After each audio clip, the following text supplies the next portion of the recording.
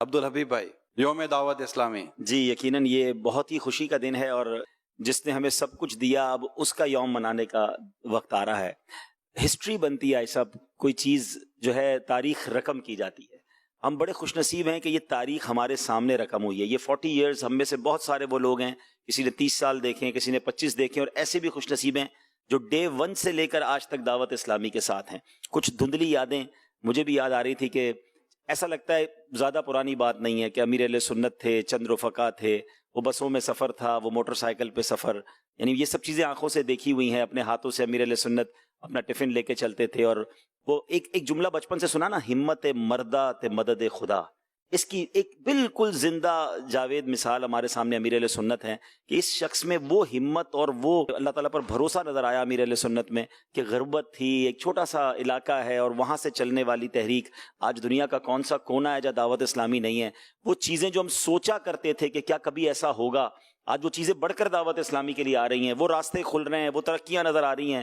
ان ملکوں کے جن کے نام پڑھتے تھے، آج ان ملکوں میں دعوت اسلامی جو ہے وہ الحمدللہ اپنے مراکز قائم کر رہی ہے۔ مطلب میں نے تو یہ دیکھا ہے، چھوٹی سی یوں سمجھے کہ جو میری زندگی ہے دعوت اسلامی میں، کہ امیر اہل سنت کی زبان سے کوئی جملہ، کوئی خواہش کا اظہار ہوتا ہے کہ کاش یہ بھی دعوت اسلامی میں ہو جائے یا یہاں بھی دعوت اسلامی پہنچ جائے، اور کچھ دنوں بعد ہم دیکھتے ہیں کہ وہاں بڑے اچھے انداز سے دعوت اسلامی کی انٹری بھی ہوتی ہے، وہ کام بھی ہو جاتا ہے۔ بہت مشکل لگ رہا ہوتا ہے لیکن اللہ پاک اس کے لیے ایسی راہیں کھول دیتا ہے۔ چونکہ اوورسیز کی بھی ذمہ داری میرے پاس ہے، کئی ایسے ممالک ہیں کہ نقشے پر ہی دیکھے تھے اور سوچتے تھے، مگر آج دعوت اسلامی نے وہاں وہ کچھ کر دکھایا، اور جا کر دیکھتے ہیں تو کبھی کبھی آنکھوں میں آنسو آ جاتے ہیں کہ یہ بیرون ملک میں جو لوگ ہیں وہ تو پیسے کمانے گئے تھے، وہ تو دنیا دیکھنے گئے تھے، یعنی یہاں کے لوگ وہاں کی ماڈرن لائف گزارنے گئے۔ امریکہ کے کچھ اسلام بھائی پچھلے ہفتے ہی کراچی آئے ہوئے تھے اور میری ان سے ملاقات ہوئی۔ 2 بھائی ہیں، دونوں ماشاءاللہ با شرح با امامہ دعوت اسلامی کے مبلغین، کیلیفورنیا سے آئے۔ ایسا وہ دونوں پڑھنے گئے، دعوت اسلامی کا ماحول انہیں یہاں نہیں ملا۔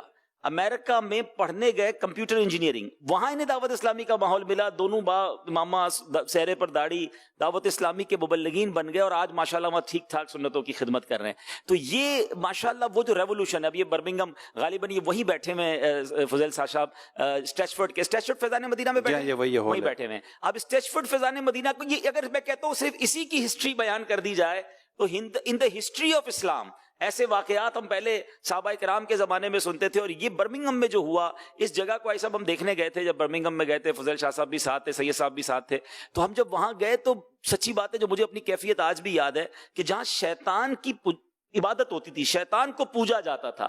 میں نے آج تک اور مذہبوں کی عبادت گاہوں کے بارے میں سنا تھا، یہ کبھی سوچا بھی نہیں تھا کہ ایسی بھی کوئی جگہ ہوگی جہاں بیٹھ کر شیطان کی پوجا کی جاتی ہے۔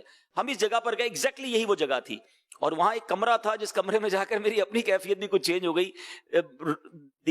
زمین بھی بلیک، دیواریں بھی کالی، کھڑکیاں بھی بند، یعنی ایک سوراخ بھی نہیں تھا روشنی کا اندر آنے کے لیے، اور بتایا گیا کہ اس کمرے میں کالے کپڑے پہن کر بیٹھ کر یہاں شیطان کو پکارا جاتا تھا۔ اچھا، جو بھی اس جگہ کو لینے آتا تھا وہ پرچیز نہیں کر پاتا تھا، چھوڑ کے چلے جاتے تھے۔ جگہ بڑی زبردست ہے، جگہ آپ بھی گئے، ہم وہاں ٹھہرے بھی ہیں، وہاں ماشاءاللہ اب تو کیا کیا موجود ہے۔ تو وہاں جب اس جگہ کو لینے گئے تو اسلام بھائی نے کہا کیا کرنا ہے، لینی نہیں لینی؟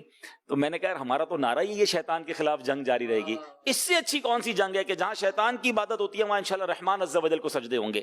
وہ جگہ لی الحمدللہ، وہاں پر آج مسجد ہے، مدرسۃ المدینہ ہے، جامعۃ المدینہ ہے، اسلامی بہنوں کا اجتماع ہوتا ہے، مکتبۃ المدینہ ہے، مدنی چینل کے اسٹوڈیو ہیں، یعنی پورا دعوت اسلامی کا ایک شاندار مدنی مرکز بن گیا۔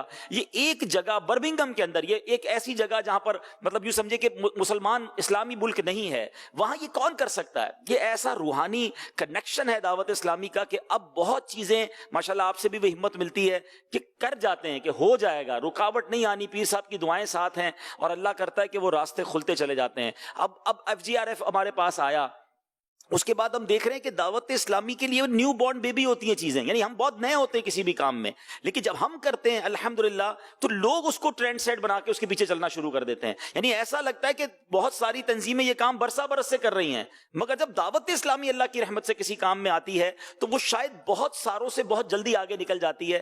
حالانکہ ہماری کوئی نیت کسی کو ہرانے جتانے کی نہیں ہوتی، مگر ایسا لگتا ہے کہ وہ اللہ کی رحمت ہے، مین پاور امیر اہل سنت کی دعائیں ہیں، اخلاص ہے، اور پھر وہی ڈیڈیکیشن۔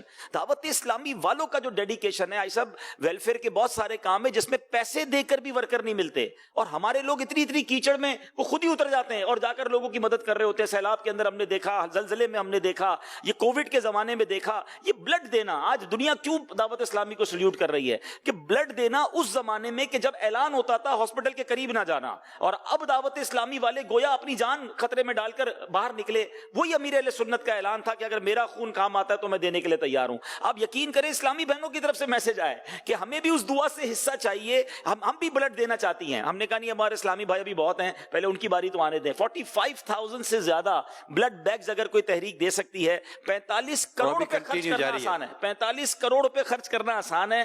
45,000 لوگوں کو گھر سے باہر نکال کر خون دے جانا، یہ کسی سے نہیں ہو سکتا. یہ اللہ میرے مرشد کو سلامت رکھے. یہ دعوت اسلامی سے لوگوں کی وہ وفاداری ہے، وہ اور وہی بات کہ احسان ہے دعوت اسلامی کا. آج واقعی جذبات وہ ہیں، اور آپ 2 سپٹمبر کو بھی جذبات دیکھیں گے کہ دعوت اسلامی نے جو ہمیں دیا، صرف ہمیں نہیں دیا، ہمارے بچوں کو دیا، ہماری فیملی کو دیا.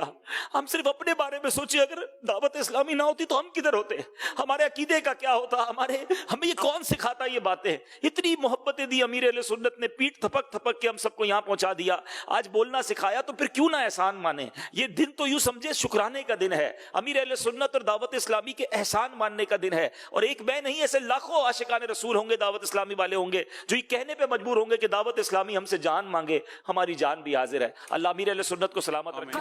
اس غم سے ہونا پائے گا ادا عطار کا، عمر بھر گئے جانو دل سے شکریہ عطار کا، شکریہ عطار کا، شکریہ